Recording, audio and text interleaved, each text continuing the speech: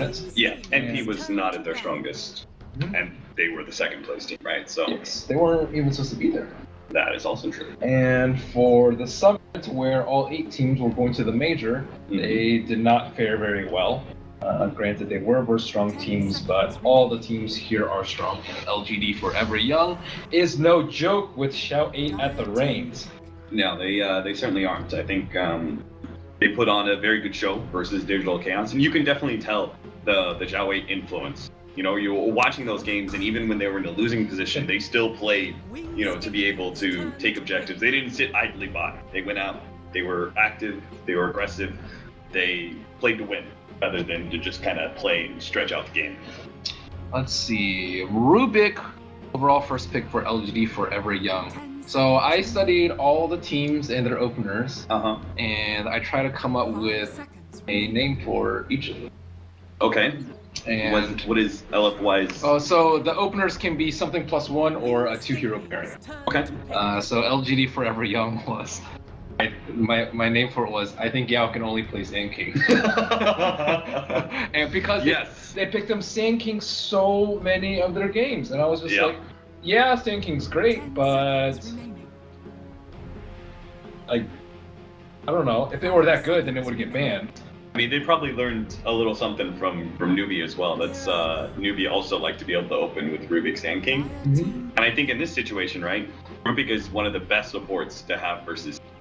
Yeah, right. So in some ways, they're securing, even though they have first pick, they're securing a second pick Sand King because Wings is most likely going to pick Sand King into a Rubik, right, for their 1-2. And they are one of the few teams that do first phase the Rubik very, very often. So yeah, I did my research, and you did. I think the name is very fitting for LGD.Forever Young. And Yao was actually criticized for his hero pool, I believe, during TI5, where he mostly played Tusk.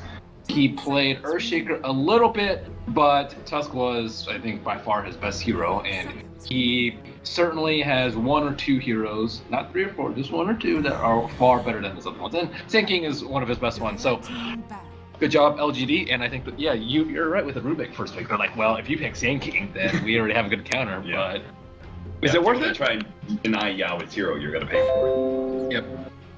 So Saturday Miranda, though, very fitting opening for Wings. It's relatively open. It gives you a strong mid laner, and it gives you a lot of fighting power, which you know that's what's going to come with Sand King. So Wings can actually contest mid game against a Sand King Rubik opening. I wish I had more clever names for some of the openers. Some of them I do. I was hoping you would have. MVP. No, lay it on me. What's your most clever name? MVP is. I just remember something. I don't remember. I have them in my notebook. One's like, it's crazy or dumb, but not both. Because it's Timber +1 and Ogre +1 were the most common openers. So it's like Timber's crazy and Ogre's dumb. So I was like, and it kind of fits the team. I was like, okay. It does. See, I have some good ones, but my Wings one was not good because they did Warlock Luna, and I couldn't think of anything that was really that great for them. And Luna and Warlock are both banned. So it's not that funny. If you come up with a good one, please hit me. That's my worst one, is Wings. Warlock Luna, I'll keep my mind. Because I want it to be so that I can say the name of the opener and you would kind of be able to guess what it is. Yeah. Like, y'all can look at me thinking, it's like, okay, Sand King plus what? It's simple enough. Okay. OD and Ursa gonna be banned away by LFY, or excuse me, Wings. Ursa is a strange one. Ursa, they have been picking a decent amount, but I think that SD and Mirana are actually both pretty good at dealing with Ursa. However, because of disruption, right? Disruption and Purge. Like can you win range off Purge? I don't think so. You can't BKB it. But I don't think you can. I'm fairly sure that you can. But I could be wrong. But either way, Disruption's really good versus Ursa, right? There's nothing you can do about that. You disrupt him during a range and it's just miserable. And like Ursa, you never want to be in a position where you want to have to build a BKB. He's like one of those few like carry heroes who's like well, I guess like man fight carriers. Most man fighter wants one. Anyways, you know, I talked to a pro player recently, and he told me that Wings never waste bans. Yes. So he said that if you look back at their draft and you look at their second or their 3-4 bans or even their 5th ban, right, they'll never waste those. So in that idea, we're presumably going to see something picked up from their 3-4 that Ursa would have been very strong I think it's against, right? yeah, because they have no off-lane picks right now, so I think they have something in mind for their off-lane, and Ursa's like very strong versus it. Timbersaw, that's a great example of a hero that Ursa can tear apart. Yeah, and that is like that's one of the things I noticed about Wings. They have very few consistent things, but one of the things I see is that they like to. One of the things is they like to pick heroes that can go multiple lanes. Mirana and Timbersaw can do that, and another thing is they don't give up their off lane. Never give up.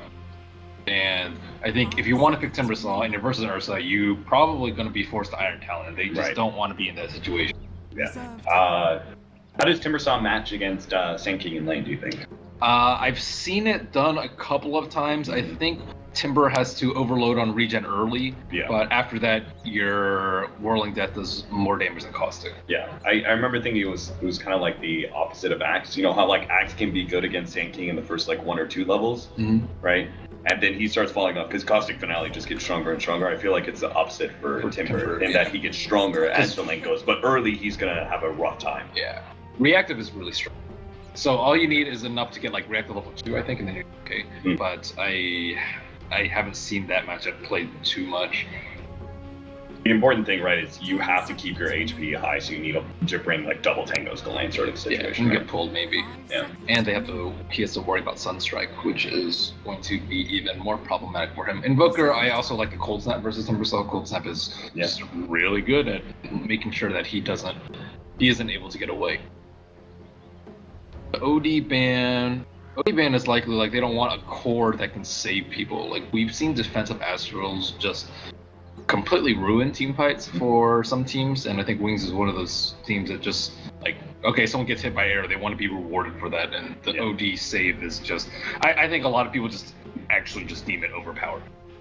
It lasting so long on allies and enemies and it being such a short cooldown. I mean, I'm not sure if there's any other core that has like that hard of a saving mechanism. Exactly. You know, like you do Vengeful Spirit core, but there's downsides to it, right? OD is just like a strong scaling core that also gives you a save. Nyx Assassin for Wings is going to be paired up with a Shadow Demon as a support here, or do you think this is going to be a core Nyx and a core Timbersaw?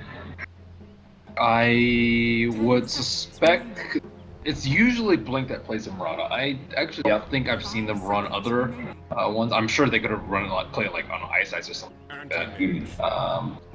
But I'm actually not sure. I would say Nyx support at this point. Yeah. There is still the possibility, right, of like a safe lane Timbersaw and Nyx Assassin off lane or something like that. That was actually what I was. Do you think that's possible, or do you still stick with the Nyx Assassin support with Shadow Demon? I think support. I mean, Shadow plays some weird heroes, but he doesn't play these type of weird heroes. He plays like Necrophos and like Safe Lane Void and that kind of stuff that's like weird but makes sense. Did you see they played a Shadow Axe game earlier? Earlier today. That's a little weird. You know, another good example.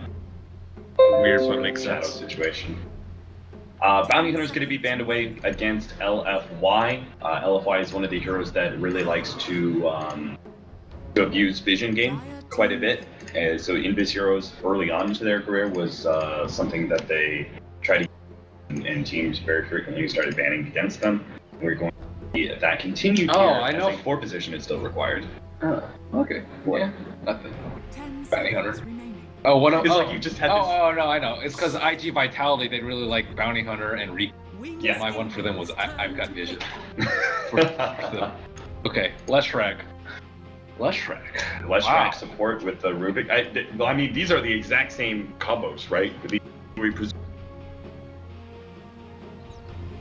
Set up with a 5 position that sets you up for that stun and is more defensive in nature. However, Leshrac gets generally just destroyed by Leshrac. Or sorry, by Nyx. Yes. Like Nyx.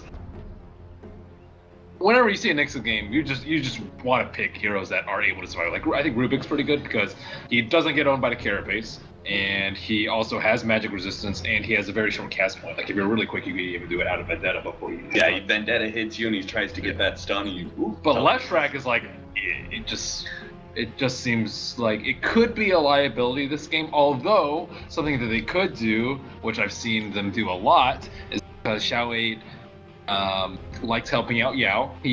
I think someone had mentioned like Xiao Wei wants to win a TI with Yao, or and like that's kind of what, because Xiao Wei's already won one. So what's his drive is to help out Yao, and I think that's even the same in game. I think that they might do a Sand King Leshrac off lane together, right, and then do DDC on the Rubik, and go on from there. And a strong dual lane scenario, like they already have the Animage versus the Timbersaw, right? So you already have a matchup that you can't necessarily stop the Timbersaw from being in lane and getting farmed, but he's also not going to threaten you, right? Animage can be left alone in that lane at some point in time once you burn through the Timbersaw's mana and be pretty happy with how the lane's going to go trading farm. Mm-hmm. So they could very easily try and threaten whatever Wings is going to be running as their safe lane, which have got 10 seconds to determine. So very clearly, I think they're feeling a bit threatened and trying to figure out what should they do against a potential aggro duel, or even try. Yeah, Clinks. That's what I like. I was like, man, hey, it's an Ice Mirana. Okay, Ice Mirana. So they changed it up. Man, the moment I saw Mirana, normally I like to talk about, it could be a support. Now it's just like, nah, it's Blade. I remember looking at it for, because I analyzed a lot of their drafts before TI, and I don't think I saw them one game run Mirana as an off lane. It's the same thing as Void too. Void, they never ran off lane, always safe lane with Shadow. So things change, and that is a good thing. You always want to be unpredictable, but Clinks, I think, is a very great pick here because their lineup just lacks physical. They lack physical damage and they lack roach potential. Clinks is really good at both of those. I guess Ursa also could have worked for them, but Ursa just didn't really ban out. Clearly they didn't want it, but Clinks I really like here. He also makes Rubik hate his life. You get a decent amount of farm. Ursa also wouldn't be a tower pusher.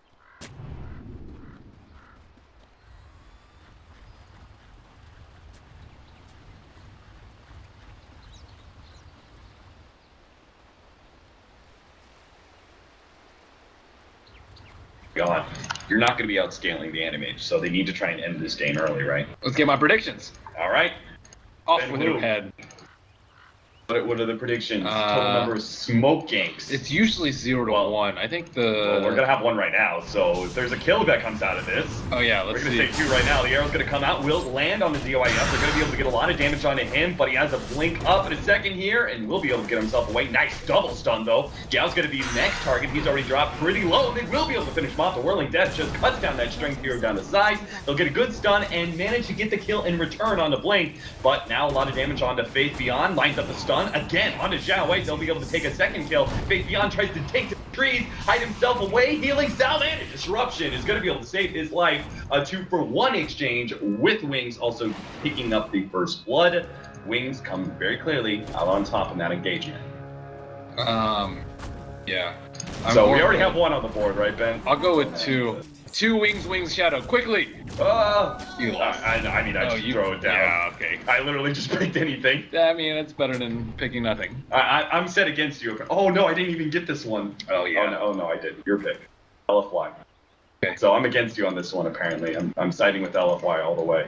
You're clearly biased. It was my subconscious kicking in, under pressure, under 3 seconds. Well, Suba's going to have to TP back to lane here, already off to a bad start. Is this purely the Quas? Do you think this is going to be a Quas-Wex game, or is it the... It's Super. Super is very well known for its Quas-Wex.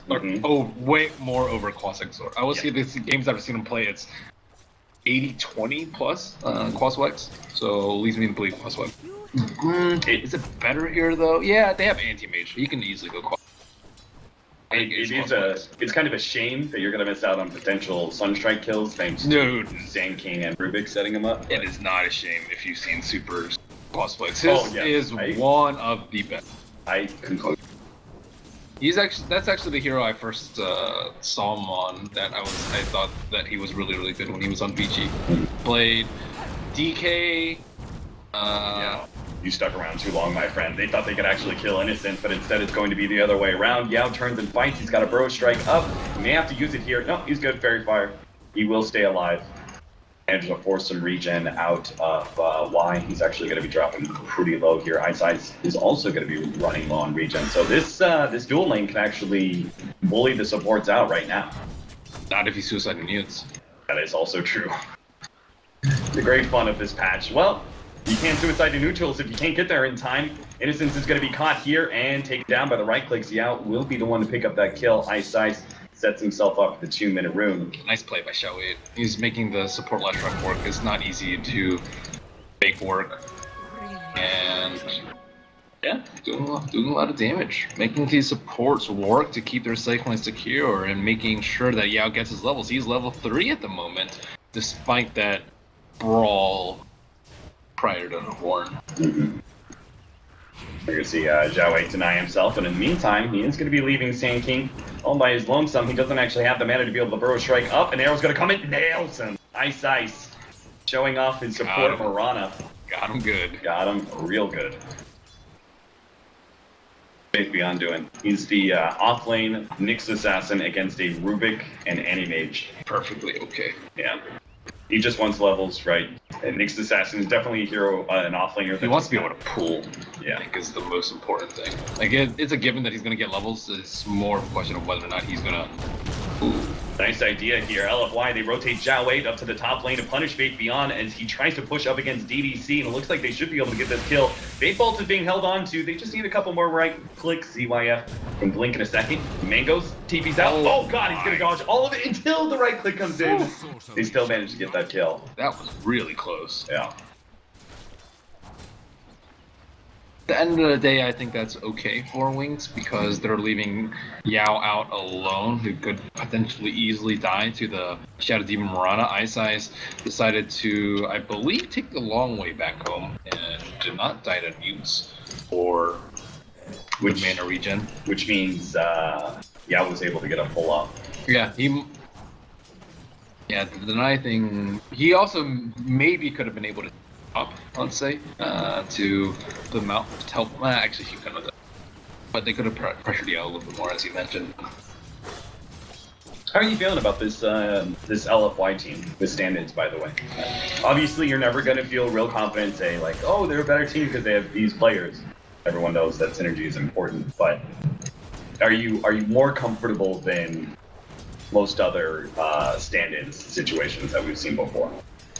Right, they got some pretty good players on their team. Yeah, I think they actually should have been able to do better in the China qualifiers. Mm-hmm. So I don't know. It's kind of a toss-up. I think most of the qualifier teams from China as well as LFY are very similar, and if the other two deserve to be here, I think that they are kind of the runner-up and a very close runner-up, like 95%. Yeah, we're going to lead the things off here on the Shadow Demon. They're going to be able to get that stun. Follow-up arrow is going to land out of Yao. Looks like they can actually trade off kills here. Yao is definitely done for, and the Shadow Demon still managed to get out.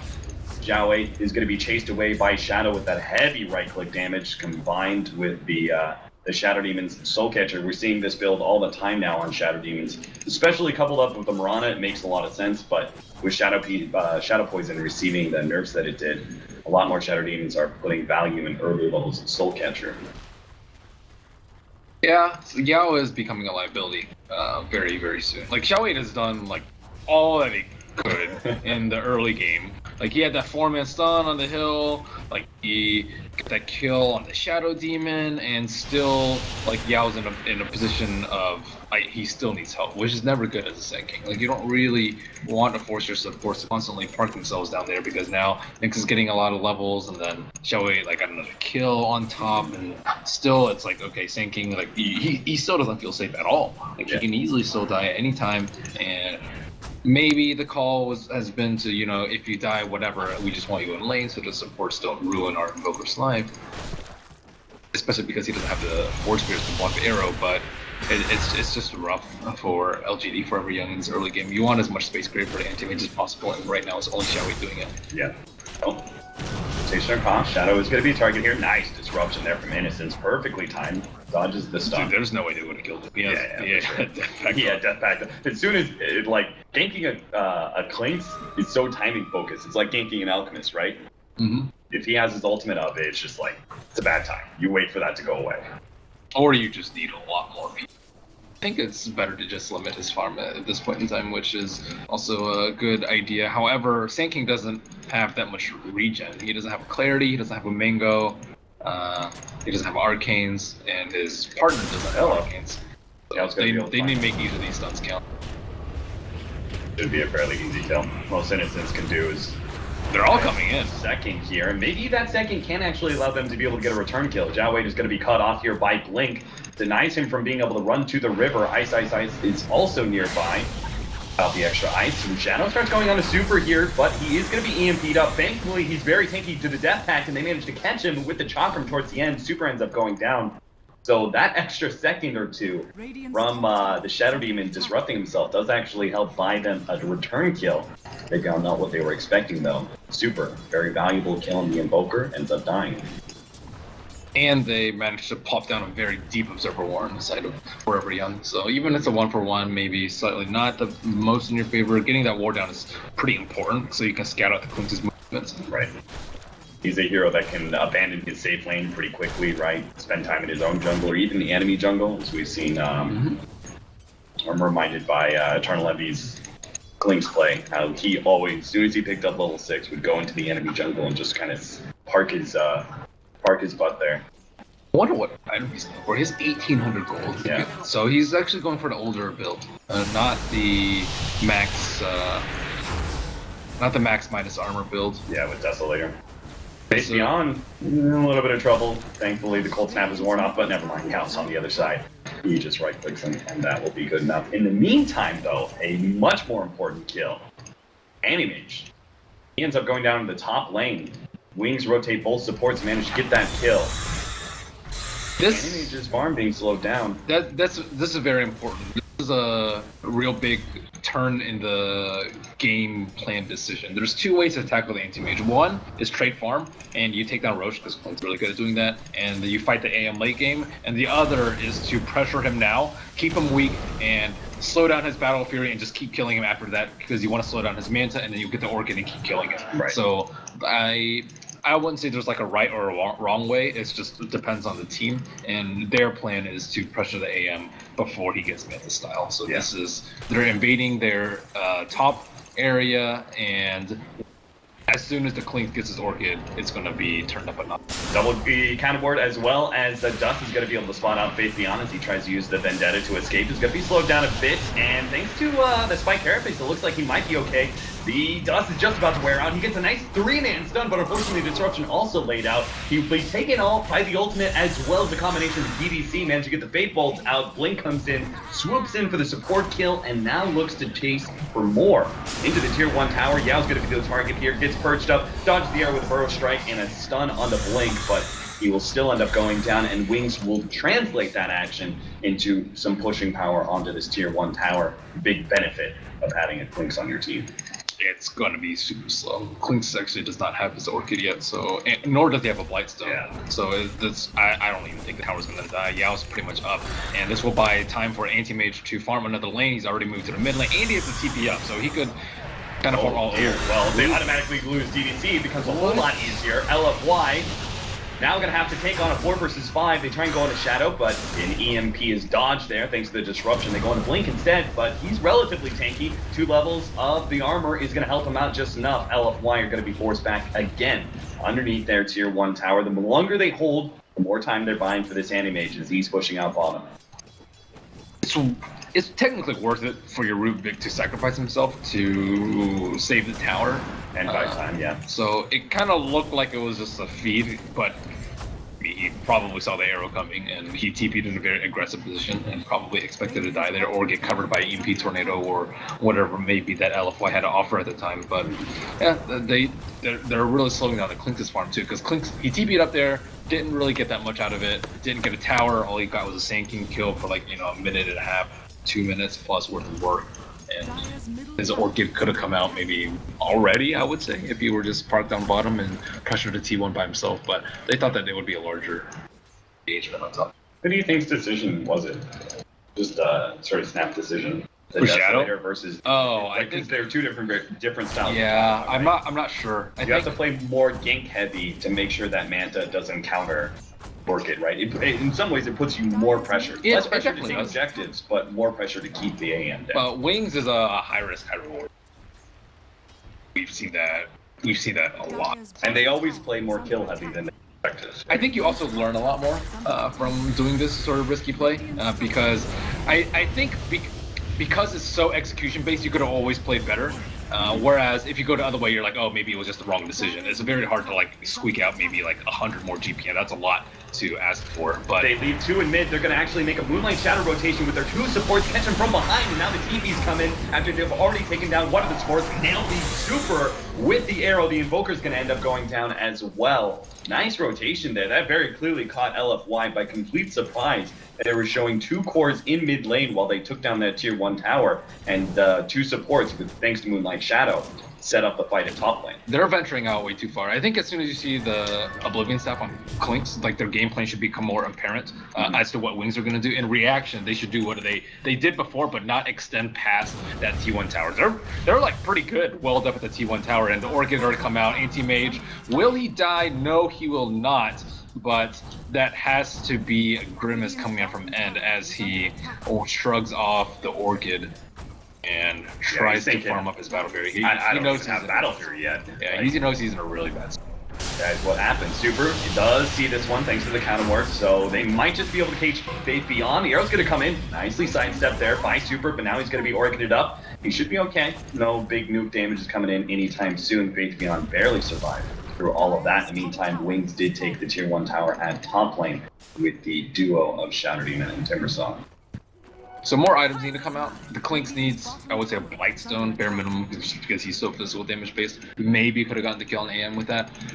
They also need the Blink Dagger on the Sand King. He had a rough start. It continues to be rough. No Iron Talons halfway to his Blink Dagger. And then Invoker just needs any sort of item. Orchid is the go-to. Midas occasionally, which looks like what he's going for right now because they know that they need this game to go on for a while. This is a very important kill. Shadow gets caught by the counter ward as he tries to do something by himself solo, but gets caught and actually gives away a very important ability as well. DDC actually stole Skeleton Walk, which is not just great escape mechanism, but also can potentially set up team fights, get a lot of information. Valuable ability for DDC to be able to pick up, especially since he's got Arcane Boots soon. So he's even got the sustain to be able to just stay out in the map constantly. Now, I think Wings are pressed with the decision. What do we want to do? Now they've taken back control of their jungle, and the Anti-Mage is going to farm his Battle Fury at this rate if they don't do anything about it. So do they want to trade farm again? Do they want a few more items in the Clinks, like treads or whatever it may be? Or do they want to pressure that really, really hard with this Rubik scattering them out? It could be a big waste of time. A pick off on Shadow due to his over-aggression turns into almost a kill on the Timbersaw. Fortunately, the disruption will buy so much time they just blow up the Sand King again, showing off that Whirling Death and how powerful it is against strength heroes. Yao has just been the brunt of all of these arrows thrown out from I's eyes. Super will ensure there is no TPN and henceforth no deny on the tower either. Again, Shadow and the rest of Wings go the more aggressive route, which is taking control of their jungle. They're going to bring everyone over there instead of trying to trade farm. So you can see like the decisions made by them over and over again is to go the more aggressive route, take as much control as they can because they can. Got him. Fake Beyond, it gives them the walk away. Leshrac ends up going down due to the Chakram.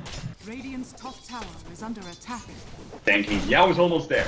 God, he needs it too, because this Nyx disaster, you want to compare offlaners right now. Faith Beyond, thanks to the fact that he's a hero that just simply doesn't need that item and can come online a lot sooner. A lot more impact than being able to shut down the enemy cores. Yeah, the Sand King has just died in every time he wants to go in, and I think that Y is playing amazingly well. Like his defensive disruptions have just been incredibly good. And the thing about defensive disruptions, like you have to be there before the fight starts. So he like predicts these movements from Shadow and DDC see each other. Counter ward for a counter ward. They're going to bait out Shadow a little bit as he goes for the counter ward himself, tries to go for the Orchid on DDC. Innocence is ready to go at any point in time to disrupt, but it's just not necessary. They're going to get the kill on Yao, and disrupt on DDC will allow them to be able to pick up that extra kill on the side. And EMP will keep the rest of Wings from surging forward and catching any more members of LFY. But again, Wings choosing the aggressive option, opting to fight and bait out whenever possible.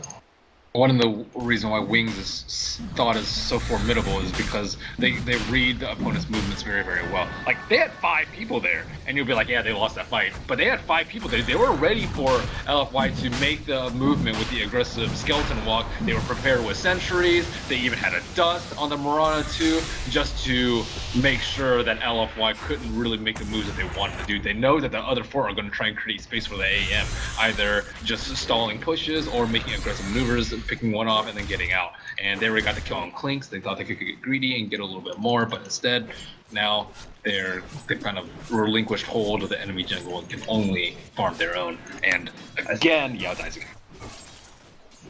17-minute battle period. That's what we're at right now for DYF. So he's got it. It's a bit late, and he's still really, he still has this whole entire period of time where he's trying to build Manta, but he's super susceptible to the Orchid that whole entire time. They're smoking. LFY got to create some space for him in the next 5 to 8 minutes. And this smoke is going to be the first start. They saw Shadow farming up that top lane. The smoke is popped. They get the dust out, but the problem is, this hero, even after it gets dusted, is still so fast thanks to the 4 levels of skeleton walk. They're not going to be able to catch him. Super throws out the tornado. Fortunately, a wand from Innocence, even through the EMP, will allow him to throw out the disruption, catching Super. An Orchid goes down, but they do not have any follow-up disables until Faithion's on the other side. He hits the stun, easily cleans up the Invoker. DDC lies in wait, but unfortunately, he did not have the skeleton walk before this, so I think it timed out, or maybe he died. He wasn't able to set up that gank on Shadow like they really wanted. Yeah, he had died. Yeah, so unfortunately that smoke is just always going to be hard, right? But the Clinks read it well though. He didn't go straight right into the secret shop. He went down so that if the smoke popped, he would be at very high range. He was at like 800 range, let's say. If he went to the right, he would be at like 200 range. They easily chase him down with a lift, whatever they had. But the Rubik wasn't in range of lift. And by the time he was, the fight was too close to Wings' T2. Right. And now Wings with another aggressive maneuver. DDC will pop smoke, but now Mirana is out of detection. No sentries, no dust. DDC, wow, he's in deep. He's just trying to see if he can stall up that Mirana. Not going to happen. And like Shadow throwing down, Faithyon spotting out a lot of these heroes. It's the Vendetta. He's going to go on the Super first. If Orchid goes out, just a little bit too late, but it doesn't matter. They'll still manage to get Super, and Yao's going to be forced back. Zhao Wei actually trying to clear through the creep wave, but Faithyon jumps into him with the Spike Carapace ready to go. That stalls up his retreat, almost allowing Blink to be able to catch him. Nice telekinesis back by our Rubik. Ice. His body is thrown into multiple members of Wings, stalling up their aggressive move. They're still going to try and peck away this tier 2 tower with the Clinks. DYF though, he just sees this as more time for his Manta. Yeah, he's actually getting there. He's only, a little over 1,000 gold away? I don't know if he had items stashed away, but I was like, 17-minute battlefield, and all of a sudden I click on him 18 minutes and he has Yasha already, so. Yeah, that's what happens. And they've been keeping very good track of the Clinks, because Clinks have been farming in lane a lot, so that just invites Anti-Mage to farm wherever he wants. And let's see, Next Assassin actually has a Blink Dagger too, so he's getting there in terms of farm. We still haven't really seen any huge plays out of Yao yet. That may change now that he can be in Blink. Do you think in some ways that, because if you look at their setup, right, they've got 2 heroes, the Timbersaw as well as the Mirana on a 4 position, that are able to spam out waves. Do you think Shadow needs to be showing himself in lane as much? You just said him showing in lane is allowing the animation to feel more confident in farming and that sort of thing. No, he shouldn't, but it's not really his fault. It's obviously the other people need to be able to push out the lanes, and Blink has gone for the BOTs, so now he can fulfill that role where, I mean, Shadow also needs more. He's doing very well in net worth. And wave clear, there's 2 sides to the story, right? LFY are also doing a really good job of pushing out the wave and forcing it, so Shadow, even though he doesn't want to, has to actually stop some of these pushes. Definitely. And that's on Zhao Wei, right? He's doing a great job spamming out waves so much. Yao's gonna be caught though.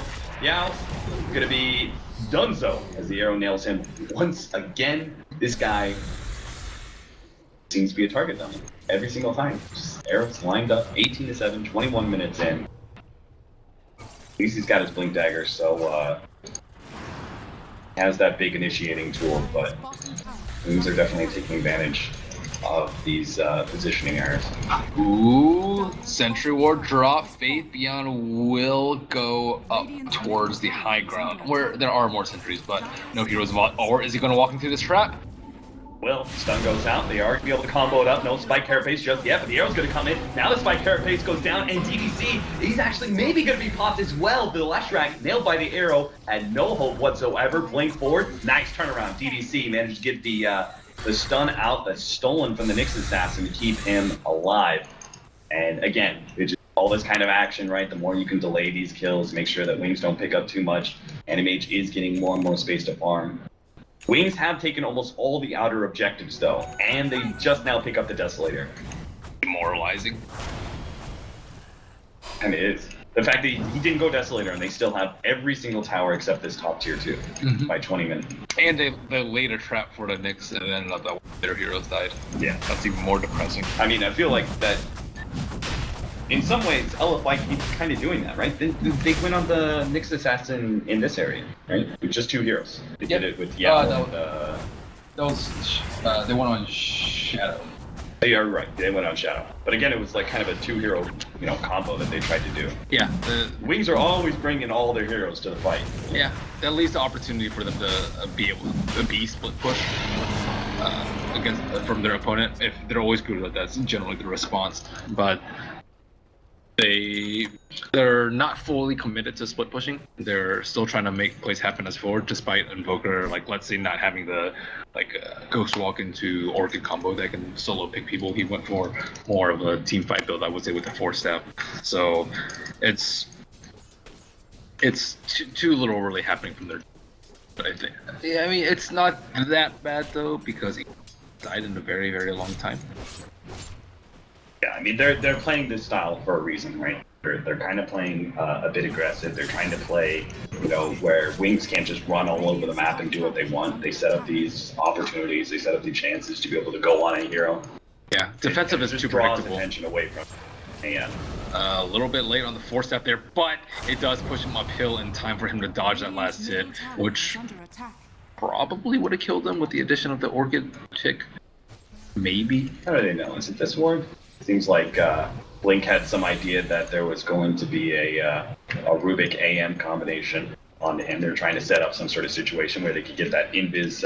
Oh, anti-mage! They saw him TP. That is real bad. He has the Manta though, so Faith Beyond's gonna have to try and get a stun out of invis, and I'm not sure if they can burst him down. We'll see. They're actually gonna set up with the Spike Carapace into the Battle Fury, but bam! LFY is playing a trap of their own. They take down both, and now the Timbersaw has entered into the fray. Fortunately, they've got that Aegis, but a Clinks with an Aegis really doesn't amount to much. No death pack there, and he just gets taken apart by the magic damage. Fortunately, our Timbersaw is making a grand escape, but LFY just punished Wings so heavily setting up that trap. Yeah, anti-mage, I really like this play over there. He knows that if he's in the fog, it's very difficult for Nyx to hit him with a stun and Clinks to keep right-clicking. So he kind of played in the trees a little bit, and then his senses went off, and he backed off towards the tower where all his supports were in Wings.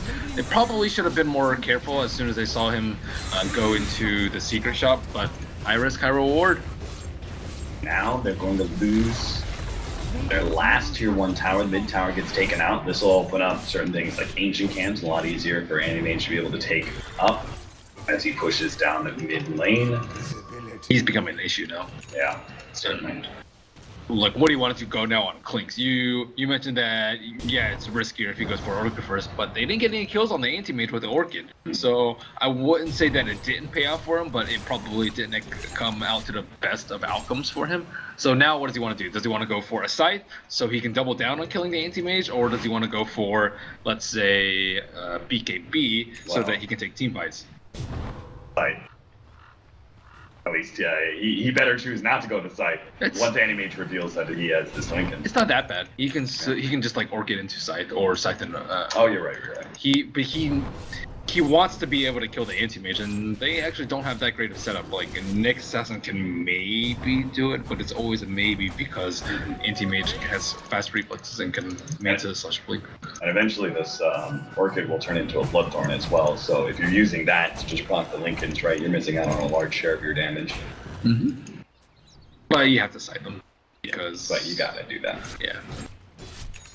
And you can it'll set up Top tower is under just offensive disruptions onto him too, which is very important because anti-mage illusions are by far the best of this game. Or staff, or yeah. So now he's got an extra potential defensive item. Xiaowei has the Ghost Scepter, and we're going to start building into the Aghanims for super, but as you said, he kind of took the team fight first focus and didn't try and be that AFK farming invoker that only comes online by 16 minutes. Or level 16 rather. So now they are trying to Moonlight Shadow deep inside their own base so they don't get caught by Invisible Ward. They have the gem now on Ice, and looks like Roshan number 2 wants to be their prize after they deward this area. So they're already thinking ahead, already setting up for Roshan, making sure that Anti-Mage is strong enough to blink in there and solo it with a little bit of help. I guess it's not really solo, but kind of. The solo +1. Solo +1. Yeah. Solo, air quotes. Really, you just want somebody to tank Roshan. Right clicks, right? Or just stun him constantly. Or get a alacrity on yourself, or carry a Vlad and be near you. Like, any of those are, I would consider, like, yeah, they're like soloing. Trying to set up this stun. Is going to go for the Vendetta. Still managed to hit the stun after the Manta. ZYF is going to be caught a bit here, but he's still able to get his blink away. They just do not have the lockdown. The Ult Scepter goes down. They're going to try and lead this into another stun, but fortunately Impale isn't up just yet. They're just trying to slow down his retreat, and they do hit the Impale now, which means ZYF will take it out by the pure damage of Blink. Wings could have stopped to the split pushing Anti-Mage, but at the same time, LFY is still getting good control of the map. They're pushing out with 3 heroes mid. Super's recovering this bottom lane that was pushed in. He will soon, very soon, have an Aghanim Scepter. And again, look at that. Like Wings, they had a possibility to take an objective at tier 2 at the top lane, but they're going to wrap down a bit of these heroes, control the mid lane. Do a little bit of hunting here. You want to take this time. You can take a tower now. It's much better. Like, if you deward now, you can probably take a tower down and then some. Whereas if you don't do it now, you might not be able to deward because LFI would have respawned by then. So he's trying to get one, and I don't think he's going to get any wards in his merry jaunts around the map. Disruption pushing, a classic. Wings circle right back up, knowing that a little bit of LFY and rotate at top. Maybe see if they can actually pick off Shadow, stop that push. No opportunity will be given. This will allow our Clings to be able to finish up BKB, which is rather important. He still has a combination of stuns that are rather fast between the Sand King and then the Rubik Telekinesis that can catch him out, keep him chain stunned, but for the most part, this BKB will be a big boon for Wings in team fights. But are they going to get these team fights? They're always trying to recover this this pushing power that's coming out from LFY, where they just clear these creep waves. I think they have enough, because they just killed the AM. That kind of signifies that, hey, we can kill Anti-Mage without any additions.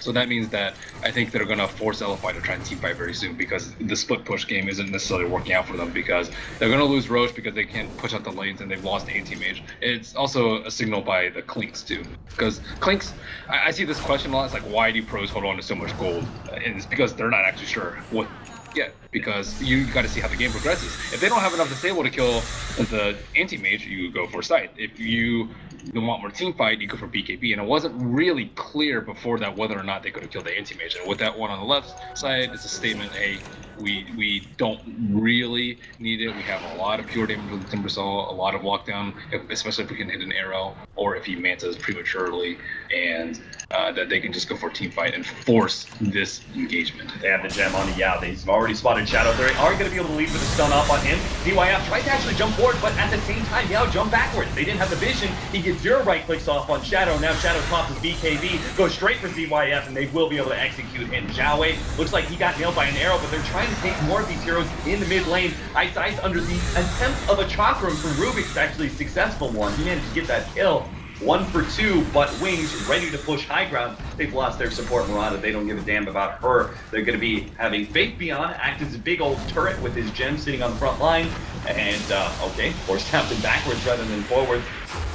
And our Clinks is going to be the big damage dealer. I like that play. Faith Beyond, I think it made himself face backwards so he wouldn't be force-staffed into a situation he didn't want to be in. Exactly. Now the tier 3. Lead chipped away in 35 seconds. Oh no, Super's gonna be caught. This could potentially turn into so much more if Wings get the appropriate pickup. A big epicenter comes through, but it's just not quite enough. Both Faith Beyond as well as Blink will both survive, and Yao is the one to go down. They could have fought in 20 seconds when the Animage was coming back up, but they just lost Super as well as Yao. And without those two cores for another 45 seconds, Wings will continue on their push. They're gonna go for the bottom lane next. Faith has just been ridiculous this game. He is one of the best offlane players, and there's just such a big contrast in between him and Yao this game.